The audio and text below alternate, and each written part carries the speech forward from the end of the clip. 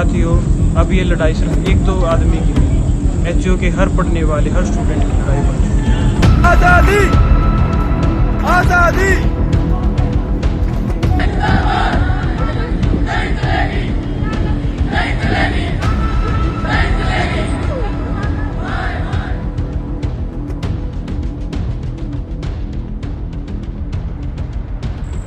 लाल सलाम साथियों, चौधरी चरण सिंह हरियाणा एग्रीकल्चर यूनिवर्सिटी हिसार में जो लगातार 3 हफ्तों से छात्र आंदोलन चल रहा है वो 2 जुलाई सुबह के समय समाप्त हुआ। वो अपनी मांगे पूरी करते हुए और प्रशासन और बीजेपी आरएसएस के सरकार का सर झुकाते हुए समाप्त हुआ। छात्रों का मांग था कि जो नए प्रोस्पेक्टस में 2 अमेंडमेंट आए थे। पहला था कि जो स्टाइपेंड 7.5 जीपीए के आगे सारे बच्चों को एक स्टाइपेंड मिलता था, उस स्टाइपेंड को हटाकर सिर्फ टॉप 25 स्टूडेंट्स को दिया जा रहा था। और दूसरा अमेंडमेंट था कि लैंड डोनर विलेजेस कोटा, यानी कि जिन किसानों ने यूनिवर्सिटी बनाने के लिए अपना ज़मीन मुफ्त में दिया है उनके बच्चों के लिए जो एक कोटा था उस कोटा को भी हटाया गया था। छात्र आंदोलन के द्वारा ये दोनों अमेंडमेंट वापस लिए गए। साथ में 10 जुलाई हम सब शायद देखे होंगे, काफ़ी ब्रूटल तरीके से स्टूडेंट्स पर लाठीचार्ज किया जाता है। स्टूडेंट्स के खुद के यूनिवर्सिटी के फैकल्टी उस लाठीचार्ज में इन्वॉल्व रहते हैं। उन फैकल्टी, वार्डन, DSW, CSO को अपने पोस्ट से हटाया गया है और अभी के लिए VC और जो फैकल्टी मारपीट में इन्वॉल्व थे उनको सस्पेंड किया गया है। तो इस छात्र आंदोलन के लिए कलेक्टिव की तरफ से हम लाल सलाम और क्रांतिकारी इस्तिकबाल पेश करते हैं।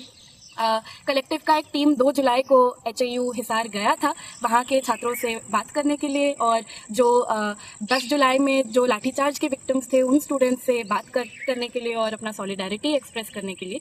तो आइए हम इन्हीं स्टूडेंट्स से उस रात की कहानी सुनते हैं और इस मूवमेंट का पूरा एक्सपीरियंस की जो कहानी है वो सुनते हैं। उन्होंने कहा कि हम कमेटी बनाएंगे और कमेटी में बात करेंगे। उसके बाद में ये हुआ कि बच्चे गए, उनको बेइज्जत करके बाहर निकाल दिया।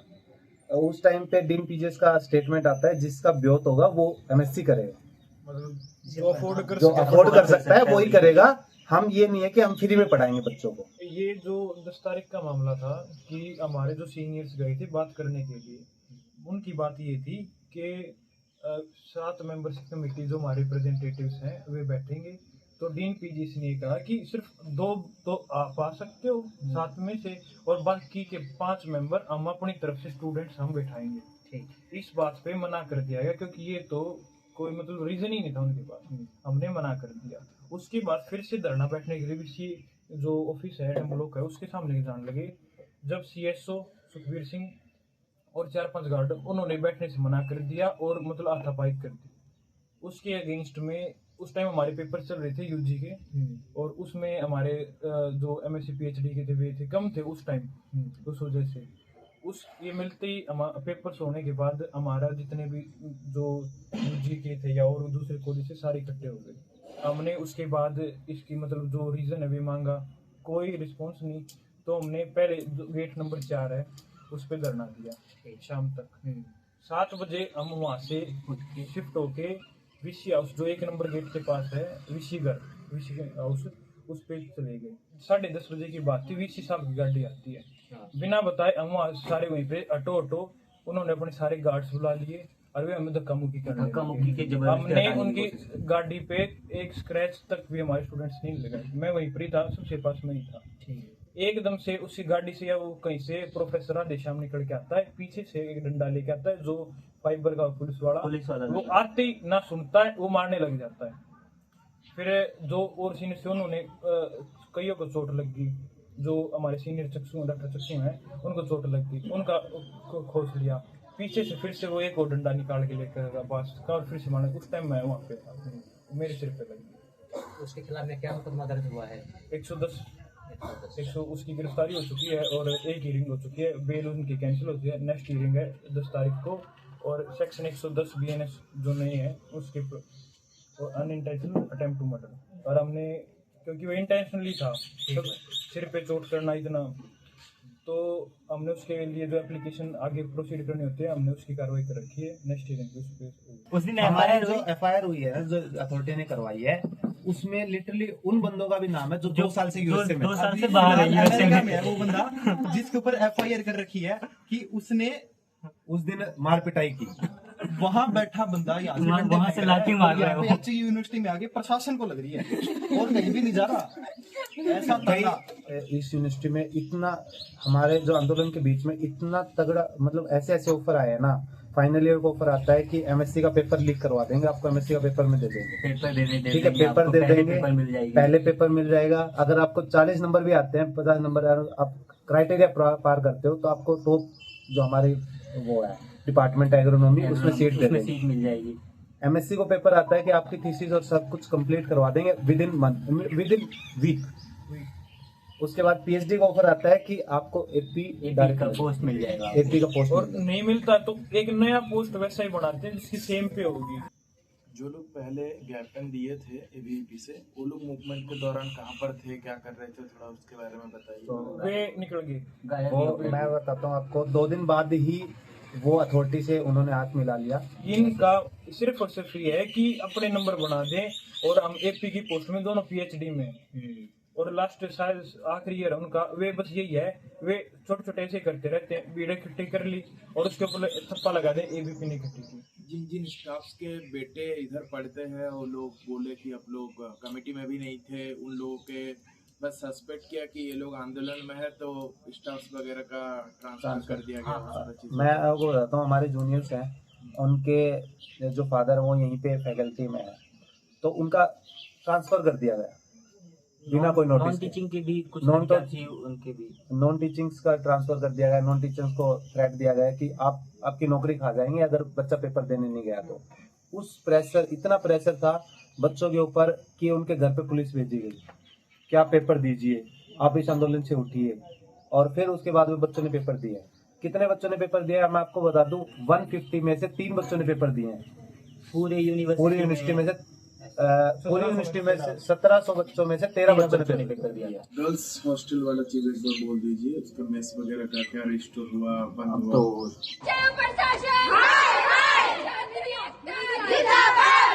क्योंकि आंदोलन चल रहा है और हर रोज नेशनल मीडिया के माध्यम से, न्यूज़पेपर के माध्यम से ये बताया जा रहा है कि इन बच्चों की मांग मान ली गई है और बहुत गंदे गंदे नैरेटिव सेट किए जा रहे हैं कि इनको एजिटेट किया जा रहा है, इनको कोई भड़का रहा है या कुछ कर रहा है। ऐसा कुछ नहीं है। ये बच्चे अपने इंसाफ की लड़ाई लड़ रहे हैं। इस लड़ाई को लड़ने में जो HAU प्रशासन इनके लिए जितने स्पीड ब्रेकर्स बना सकता है वो बना रहा है। हम यमुनोत्री इंटरनेशनल और नर्मदा हॉस्टल की गर्ल्स हैं। हमारे साथ यहाँ पे बहुत बुरा हो रहा है, हमें खाना नहीं दिया गया है। हम सब लड़कियाँ भूखी खड़ी हैं। हमने अपनी मैम से भी रिक्वेस्ट कर ली कि आप DSW सर को बुला दो या हमारे लिए खाना मंगवा दो, तो उन्होंने हमें यही बोला है कि तुम्हें खाना नहीं मिलेगा, तुम्हें दोपहर को ही बता दिया गया। जो ग्रेजुएशन वाले बच्चे थे उनको बोला गया कि फोर्सफुली तुम हॉस्टल खाली कर दो। हम PhD वाले बच्चे हैं, हमारी 4 दिन में थीसिस सबमिट होने वाली है, तो हमारे ऊपर इतना प्रेशर बनाया जा रहा है हॉस्टल खाली करने का। हमारे पास नोटिस आया है कि इन मॉर्निंग ही हॉस्टल खाली हो जाना चाहिए। ये हमारे साथ बहुत इनजस्टिस हो रहा है, तो हम इस चीज के लिए यहाँ पे इकट्ठे हुए हैं और हम अभी तक भूखे हैं। हमारी रिक्वेस्ट करने के बाद भी हमारी अथॉरिटी हमसे बात करने नहीं आई और ना ही हमें खाना दिया गया है। हॉस्टल में नहीं अंदर जाने दिया जा रहा। क्या कहा जा रहा है कि हॉस्टल में क्यों नहीं जाने दे रहे? बोल रहे हैं कि रिटर्न में लेके आओ कि आप लेट किस लिए हुए हो। कितना लेट हो गई थी? क्या टाइमिंग क्या है? कितना 7:30 की टाइमिंग है हॉस्टल की। तो खाना बाहर खाया आपने, कितना लेट हो गए? वहाँ से हम 7:30 चल चुके थे, तो मतलब 5-10 मिनट लेट हुए होंगे। कल पुलिस वाले आगे मेरा घरा और नोबले बहतरी चोरी ने लिया, उसका भविष्य खराब कर देंगे और उसकी डिग्री रोक लेंगे। भाई मैंने फिर उससे पुलिस वाले ने बोलिया, भाई गाँव में तो क्या डरा, इस पर तो डरते हाँ।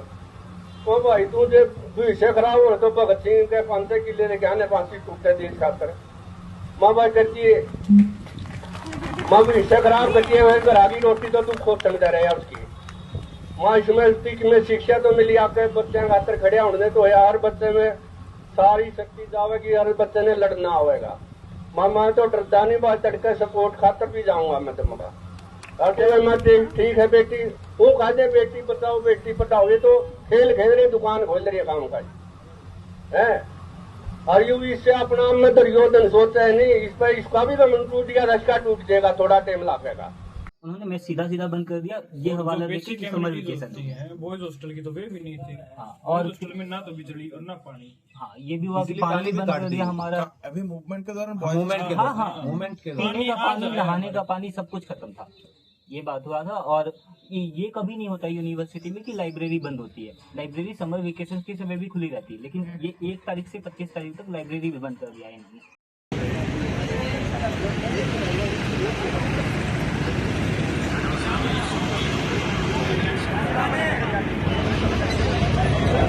रिसर्च के बच्चों को रिसर्च सिखाते थे, ये सिखाते थे।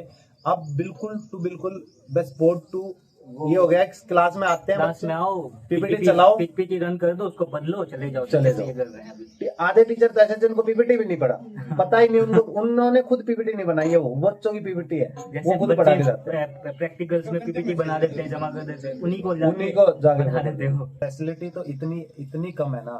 आप एग्रीकल्चर कॉलेज में जाओगे तो आपको लैब में वहाँ पे जो केमिकल लेने ना, हम बायोटेक से लेके आते हैं बच्चे। एग्रीकल्चर के केमिकल्स हम बायोटेक हमसे अच्छा तो बायोटेक है जो बाद में बना है वहां से। हाँ, अभी बना है, फर्स्ट ईयर आया यूजी का उसका। जो केमिकल्स है ना, सारे बच्चे वहीं से लेके आते हैं, पीजी वाले। फिर उसके बाद में आप कह रहे थे कोऑपरेटिव जो सोसाइटी है वो आ रही है, जो प्राइवेट सेक्टर आ रहे हैं, उससे ये फर्क पड़ रहा है। जो किसानों का ट्रस्ट था ना, वो टूटता जा रहा है। और जो एक्सटेंशन ऑफिसर या ईडीओ जैसे सरकारी पद पे होके भी किसानों का हेल्प कर पा रहे थे, वो नहीं कर पा रहे, क्योंकि वहाँ बीच में आ गया ये प्राइवेट कंपनी आ गई। तो प्राइवेट कंपनी सीधा डील कर लेती है किसानों से। तो हमारा होना ना होना कोई फर्क ही नहीं पड़ता है।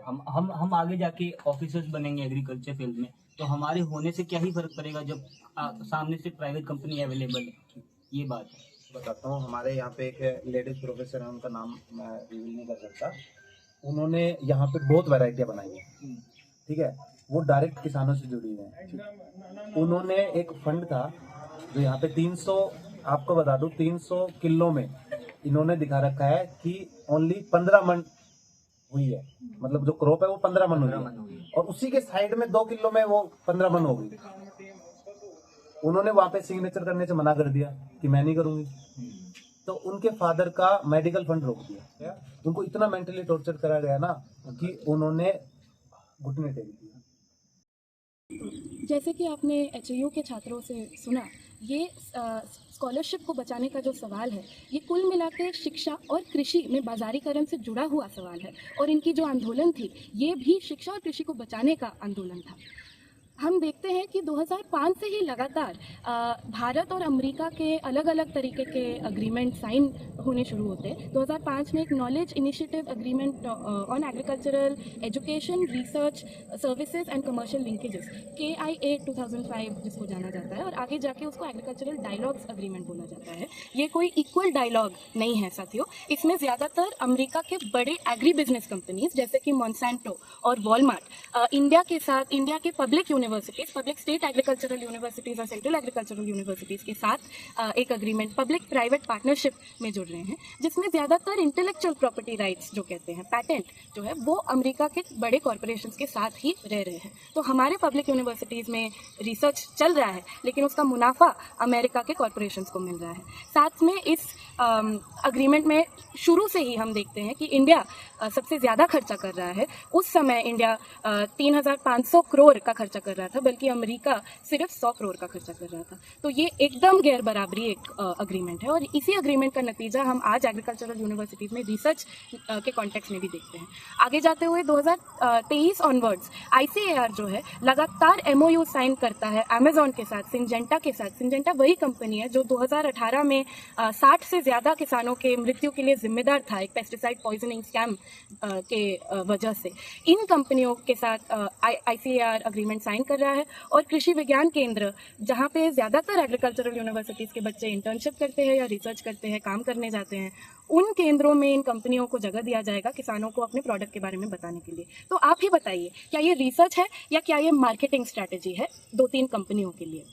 इसी वजह से हम देखते हैं कि ये कुल मिला के शिक्षा और कृषि से जुड़ा हुआ सवाल है। अभी आगे नई शिक्षा नीति भी जो 2020 में निकलती है, हम उसमें भी देखते हैं कि एग्रीकल्चरल यूनिवर्सिटीज़ का महत्व कम किया जा रहा है। अलग अलग यूनिवर्सिटीज़ के साथ मर्जर करने का एक रिकमेंडेशन दिया जा रहा है, क्योंकि अगर एग्रीकल्चर रिसर्च कॉरपोरेशंस करेंगे तो छात्रों के लिए क्या बचता है, उनके लिए जॉब मार्केट में भी क्या बचता है।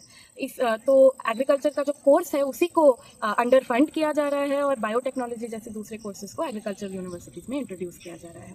तो साथियों ये कुल मिला के शिक्षा और कृषि में बाजारीकरण का नतीजा है, ये निजीकरण का नतीजा है, और इसी चीज़ को स्टूडेंट्स ने समझते हुए एक आंदोलन किया है। इसी चीज़ को किसानों ने भी समझते हुए एक आंदोलन किया है। जितना किसान आंदोलन छात्रों का था, उतना ही हिसार में HAU के स्टूडेंट्स का आंदोलन किसानों का था, और किसानों ने अपना भूमिका निभाया। लगातार वो छात्रों के साथ प्रोटेस्ट साइट पे बैठे, वहीं पे सोए, वहीं पे खाए, और उन्हीं के छात्र किसान एकता के कारण ये मूवमेंट सक्सेसफुल रह पाया। और बात रही कि हमारे एलुमनाई और किसान संगठन और स्टूडेंट यूनियन पहले दिन जब हमारे ये इंसिडेंट हुआ उसके नेक्स्ट सुबह ही आ गए थे। उसके बाद में वो यहीं पे थे, पूरे हर टाइम पे यहीं पे रहे। एलुमनाई का हमारे ये जो संघर्ष चला है ना, उसमें तीन संगठनों का हुआ है, एलुमनाई, स्टूडेंट्स और किसान। आज अगर ये सरकार नहीं माननी तो हमारा पक्का मोर्चा ट्रैक्टर और ट्रालियों के साथ यहीं पर रुकेगा। किसान भी फ्रस्ट्रेट हो गए थे इस चीज से कि आपका फैसला नहीं हो पा रहा है, क्योंकि किसान महापंचायत भी हो गई थी। उसके बाद में किसान यहाँ पे बैठे भी थे। 24 ऐसे किसान संगठन है जो 24 घंटे यहीं पे बैठे थे। यहीं साइड में रूम ले रखा था उन्होंने, और यहीं पे ना धो के यहीं पे बैठते थे 24 घंटे। वो फ्रस्ट्रेट हो गए थे कि अब किसान नहीं हुआ तो हम क्लोज करेंगे यूनिवर्सिटी को 2 तारीख को। इस दबाव में आके प्रशासन ने अपने हथियार त्याग दिए और ये फैसला लिया। किसान के बच्चों को स्कॉलरशिप देने के मामले में सरकार कहता है कि उसके पास अभी फंड नहीं बचा है, लेकिन अदानी अंबानी को फंड देने के लिए सरकार के पास बहुत पैसे हैं। 2 हफ्ते पहले न्यूज़ में खबर आता है कि सोनीपत में अदानी विल्मर को फूड प्रोसेसिंग प्लांट के लिए 1200 करोड़ से ज़्यादा पैसे दिए जाएंगे, और हिसार में ही अभी एक इंडस्ट्रियल मैन्युफैक्चरिंग क्लस्टर इनॉग्रेट हुआ है और उसके लिए 4600 करोड़ दिया जा रहा है, जिस क्लस्टर में पहले से ही जिंदल का सबसे ज़्यादा प्रोडक्शन होता है। अभी सरकार दूसरे कॉरपोरेशंस को भी पैसे देना चाहता है। तो साथियों आप बताइए, ये जो डेवलपमेंट का मॉडल है, ये जो विकास हरियाणा सरकार कर रहा है, ये किसके लिए विकास है? क्या ये अदानी अंबानी के लिए विकास है, या क्या ये छात्र, मजदूर और किसान के लिए विकास है? हमारे देश में विकास कैसे दिखना चाहिए, और हमारे देश में शिक्षा किसके लिए होना चाहिए? इसी सवाल के साथ मैं अपनी बात खत्म करती हूँ। छात्र, मजदूर, किसान एकता जिंदाबाद।